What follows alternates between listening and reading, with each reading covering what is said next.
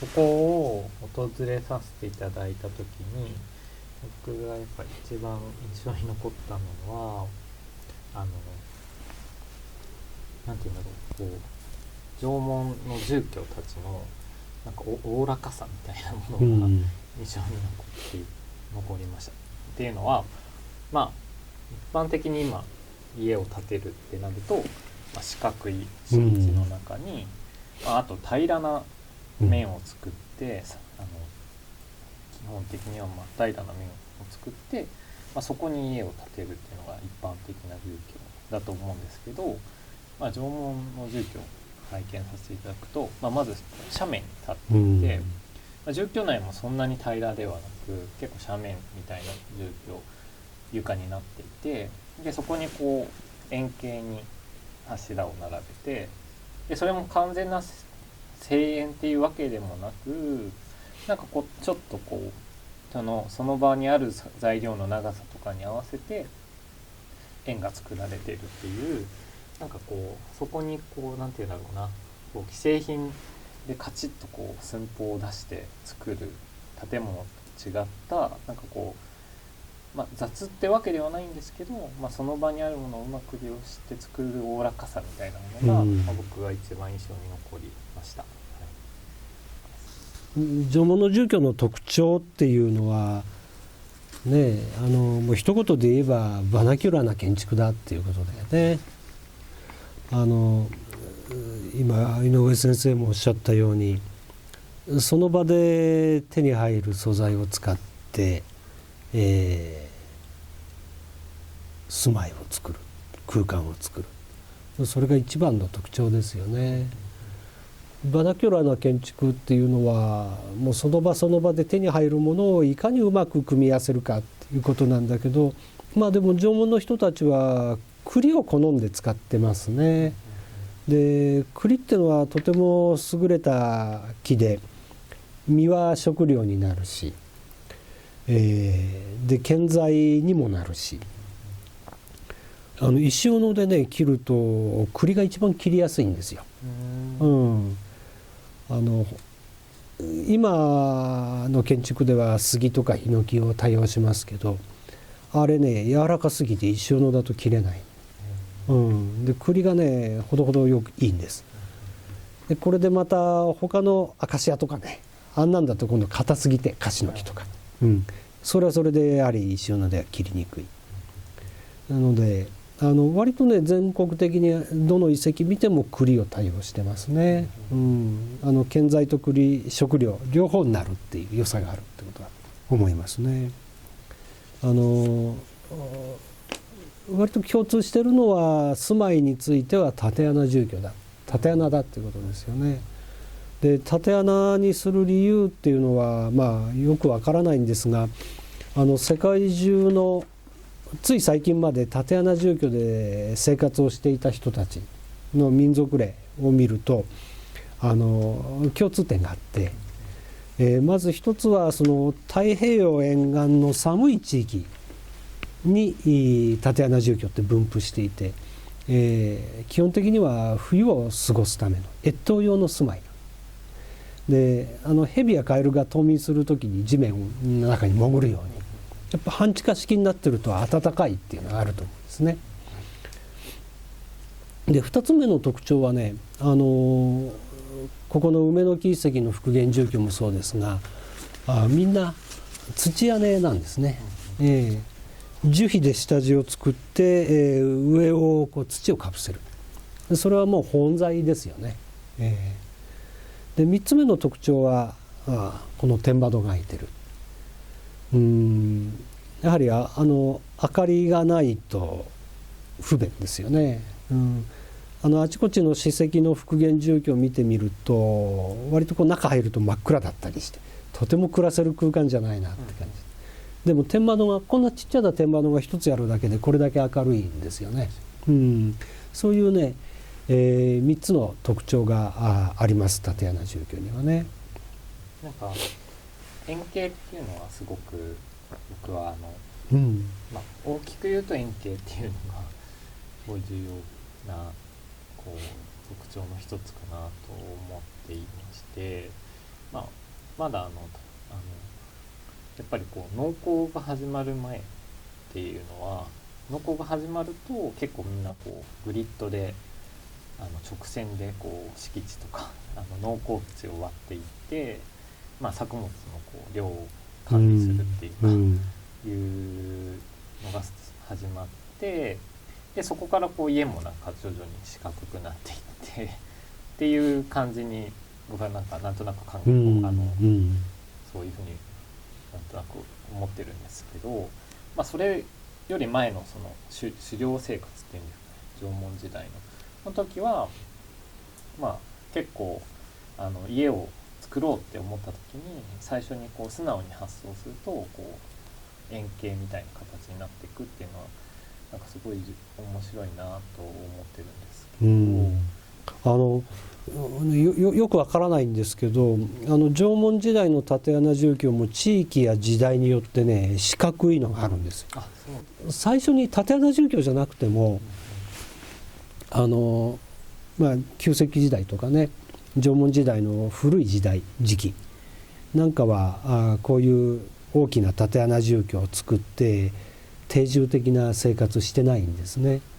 季節に合わせて、あるいは獲物の移動に合わせて人間も移動してくる。でそういう暮らしをしている中でも冬なんかは寒いからやっぱりちょっとしたこうシェルターが欲しいじゃないですか。でその時にこう、まあ、テントみたいのを作る。インディアンのティピみたいにね、丸太をこう上で縛ってパーッと広げるとやっぱ自然に丸くなると思うんですよね。それが丸の原型なのかなってね。縄文は今言った通り四角いのもあるし丸いのもある。ただまあ確かにね丸いのが多いです。でこれが古墳時代くらいからかなになってくるとね割とこう四角くなって、むしろ丸いのはほとんど見られなくなる。でおそらくこう古墳時代っていうともう金属の道具があって建築の技術っていうのもより現代的な形になっていって建材なんかもある程度規格化していく。そうなると多分四角い方が作りやすいですよね。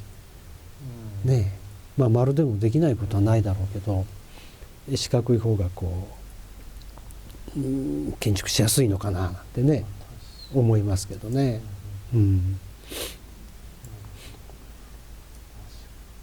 そうなのかもしれない。なんかあと僕がなんとなく印象に残ってたのは平面図ここ全体の平面図があった時にこう破線でなんかこう住居跡の跡地を丸で囲ってたじゃないですか。それがこういくつか重なってる、何年かごとにもう本当に10年とか20年単位の何百年ぐらいの単位の丸がこう重なっていく跡がすごい印象的で、なんかその人が住んでた領域みたいなものをもう本当に多分この周りずっと自然だったわけですよね。昔はもちろん建物とかないし、なんか本当に道路とかも多分、舗装もちろんされてないですだろうし、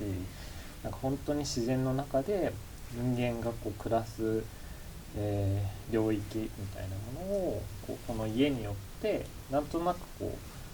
うその領域を自分たちの手で手入れをしながら作り出していくみたいな感じがその何世代もかけてですね。それがその平面図にこう現れているような気がして、でなんかこうそれがすごい、印象的でしたね。一定程度定住的な定着的な暮らしをする時期になると同じ場所でこう代々こうずっとこう暮らし続けるんですね。でこう大自然の中のほんの一角を切り取って人間のための人工的な空間を作る、でそれが多分集落村なんですよね。でその村を作る時に、いくつか条件がありますよね。水害に遭わないような危険のないところとか、あとは近くに川があって水の便がある程度いいところとか、そういう条件がいいところっていうのはおのずと限られてくる。でさらにね、この縄文時代の中期くらいになってくると、少しでも暮らしを安定させるために食料である栗の木を家の周りに、村の周りに増やしていくんです。で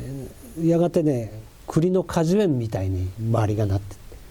て、この梅の木遺跡なんかは栗の果樹園の中に村がある、そんなイメージで、そこまで、インフラを整備すると、もうおいそれと動けないというか、動く必要がない、そんな風になっていくと思うんです。でこの梅の木遺跡っていうのは環状集落っていうんですが、真ん中に広場の空間があって、その周りに家が円形に並んでる。どうもね、縄文の人たちはそのみんなが集まれる広場の空間っていうのが大事だったみたいですね。でその周りに適当に家作って代々何度も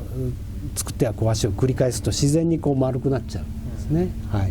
そんな集落景観だったみたいですね。なるほど。なんかそうやってちょっとずつ自然に手を加えていって、でも栗の木のその果樹園も、ある意味では自然の一部になっていって、でその中で、人々が広場を囲って、この居心地がいいような場所で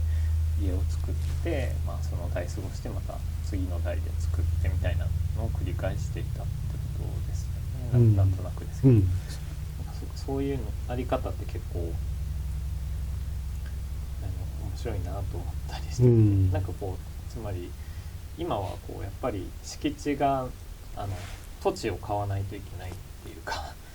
人が家を建てるにはまず土地を買って、でそこに家を建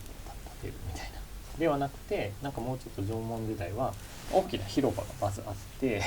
であと果樹園のインフラ的な設備があって、その中でなら、割と居心地がいい場所にちょっとずつ移動してもいいみたいな感じがすごいそうなると本当に家とか今の敷地の在り方とかも全然違った関係とかルールみたいなものが生まれる可能性があるんじゃないかなとか思いながら平面図を見てました。そもそも土地を私有する、所有するなんていう概念自体縄文の人は持ってなかったと思うんですね。縄文時代おそらく人口がはっきりしたことは分かりませんが20万人とか40万人とかって言われてて、それだけの人が日本列島に散らばってる。そうするともう、どこを自由にどう使おうが、構わない。ある程度地域集団のテリトリーみたいのが緩く決まっていて、お互いそのテリトリーは尊重し合ってたと思うんですが、その中ではもう自由ですよね。ここは誰の土地だっていうのではない。集落の中でも多分同じで、割とね頻繁に村自体はずっと続いてるんだけど、そこの住人は始終入れ替わってたりするみたいなんですね。そうするとここは誰それの家の敷地なんていう概念もなくて、割とその辺は緩いですよね、おそらくね。家族の在り方とかも今と全く違ったような在り方とかも考えられそうですよね。入れ替わるとか。多分ね、核家族自体は生物学的な核家族、それはどの時代でも共通だと思うんですけど、我々のような感じとは違うかもしれないですね。3世代くらい一緒に住んでるのは当たり前かもしれないし、親戚のおじさんおばさんなんかも同居してたりするかもしれない。で面白いのはこう民族例なんか見ると子供を誰が育てるか、育てる義務があるかなんていうのも親じゃなくておじさん夫婦が子供を養育する義務があるなんていう文化もあるんですよ。残念ながら縄文はどうだったかっていうのはわからないんですけどね、我々と必ずしも同じじゃない、そうですね。なんかそうするとなんかこう家族の在り方も違うし、敷地とか家の考え方もねまた違う考えだし、多分ですけどね、なんかその財産とかこう資産みたいな考えもまた全然なんかここだと隠す場所もそんなにないしなんかね、蓄えてくるものってなんだろうとか言うと、食料とかなのかなとか、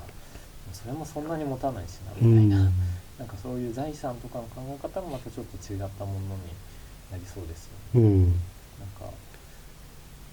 そのあたりをやっぱり研究すればするほどなんかこう今の自分たちの生活とかにも跳ね返ってくるっていうか、それがいかに構築された今の現状がすごい構築されたものなのかっていうのがやっぱこういう場所に来ると結構思うことがあります。縄文にしろ、あるいは世界中のいろんな民族の文化にしろね、そういうものを知ることの面白さは、21世紀の日本に生きる私たちの現代の常識は必ずしも人類に普遍的なものじゃないっていうことですよね。ところ変われば時代変われば当たり前が当たり前じゃなくなるとかね。縄文文化が持っているおおらかさみたいなものに結構惹かれたので、なんかそういったおおらかさを、現代の建築においてどうやって作れるんだろうかっていうのをちょっと考えて設計を始めたんですね。でそれはなんかこうなんていうんだろう、完全に今縄文的な建物を作るっていうのは、その完全な縦穴式の住居を作ることも、あるとは思うんですけど、なんか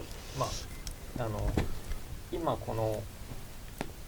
構築された現代社会の中で縄文的なものを作るっていうのはどういうことかなっていうのを考えながら設計をしたんですね。でそれは縄文の人たちもなんていうんだろう、本当にその身近にある材料を使って、で、なるべく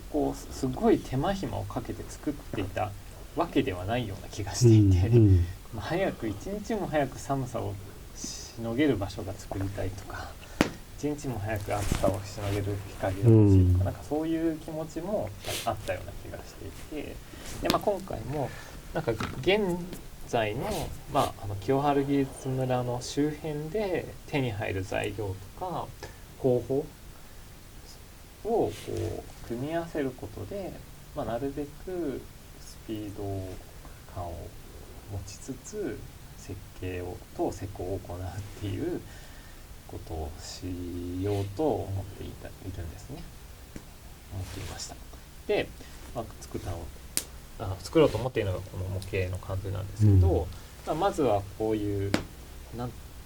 清原芸術村ってすごく大きな広場みたいな空間があって中心に、で、そこの端っこに、それこそ縄文住居みたいに端っこに